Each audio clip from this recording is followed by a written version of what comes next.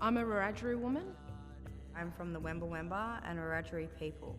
People have been taking from the Aboriginal community for generations, and a part of what I like to do within my practice is to give a little back. Sharing is how we form and develop relationships within our community, and it's such an important part when we're working with families that there's respect and there is sharing, because our clients are sharing so much of their lives with us. When I first met Sarah, one of the questions that she asked me very straight up was, so how many kids have you got? And I said to her, I have one. And she rolled her eyes and laughed and said, well, what the hell are you going to do to help me? And I said to her, look, Sarah, I'm not going to pretend that I know what it's like to raise 8 children. I can't imagine how hard that is. But what I can tell you is that I have a lot of experience, I have a lot of skills, and I'm here because I want to help keep your family together. Being in Fax's care was very overwhelming. I felt no real love. Until the moment I had my first son. I was 15 and that was the best time in my life. Being a child in foster care, I fell through the gaps. I was put through home after home. It was a very unstable time in my life, and after having my 2 children removed, it was devastating. I really thought that there was no way out of it until I hit 18 and got the strength to fight and get my children back out of care. Sarah had every reason not to work with us. We had let her down so terribly in the past. She's such an incredibly strong woman and loves her children so much that she just put that anger and that grief aside and smashed out every goal that we had and kept working to keep her kids safe. It's taken up until being 31 to find a decent fax worker that had respect for myself and seen that I was trying to do the best thing I could do for my babies, who had an understanding for Aboriginal people. The first thing that made me connect with Laura Lee was that she treated me as though I was a person. The day that fax rocked up on my doorstep, I only had 2 children with me after leaving a violent relationship after 15 years. My children were still living with their father at that point until fax intervened and took them off their father. Obviously, I knew what my family needed and I was the best advocate. I think it's about fax workers taking the time to actually get to know the family, to see what the family's real needs are and what their strengths are. From that moment on, my house turned from 2 children to 7 children. A few of my children have disabilities, so we were working through a rough time. The things that they were subjected to in their father's care was very bad. I'm still picking up the pieces from that, and I will still continue picking up the pieces from their removal and what they've gone through in their life. The children, they displayed some really significant behaviours.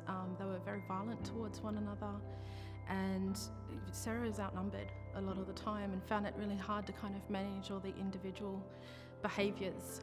My job was to kind of come in and try and help Mum to get some good routines and structures in place and to settle the children, and needed to do that in a way that was going to be sustained after I left. And in my experience, the way that we can do that with families is to empower our parents to be able to do that. The children see the parents as the ones who are actually making those changes instead of this outside person coming in, so that when I leave, they see Mum as that person who has that power in that home to be able to make those changes. So during my work with Sarah, I would observe the kids to show such beautiful behaviours, really a lot of kindness, they'd have good listening skills.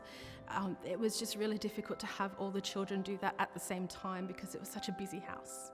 Laura Lee and I wanted to put some family rules into the house. I had no idea what to do. She suggested that we paint a mural. Every one of my children put their handprints on the painting. Being Aboriginal, respecting our culture, and the kids would have respected that because it is their painting that they helped tribute to. Once we finished that with the family, I then spent maybe 8 weeks working on that piece, really reflecting on my culture, reflecting on the family, reflecting on the piece of work that we were doing, and wanting to produce something of meaning and something that was beautiful for the family. When we finished the painting, we took it over to the home, and when we walked into the room, all the kids came out to see the painting, and they were pointing and trying to find their hands on the painting. And then Sarah had the kids read out the family values, and they each took a turn reading each of the value statements. Sarah had tears in her eyes and was just really thankful and couldn't believe that someone would do such a beautiful piece of work for her. It sits proudly in the lounge room. It's something that connects the family to each other and to our culture. The family have come such a long way. Every child that I have was a blessing. It was my choice to bring them into this world. It is my choice to raise them as good people in society so they have a better chance at life. From my experience with facts and removal and the damage that I have seen to a lot of Aboriginal children in and out of foster care, the best place for an Aboriginal child is to be with their parents. Sometimes at facts we refer to our children, and I know it's meant well, but they're not our children. They belong to a family and to a community, and it is our responsibility as workers to ensure that those children can stay with their family and community safely. So the best caseworkers I know understand that we don't retain power. We must give that power back to our families so that they can then make the changes that they need to.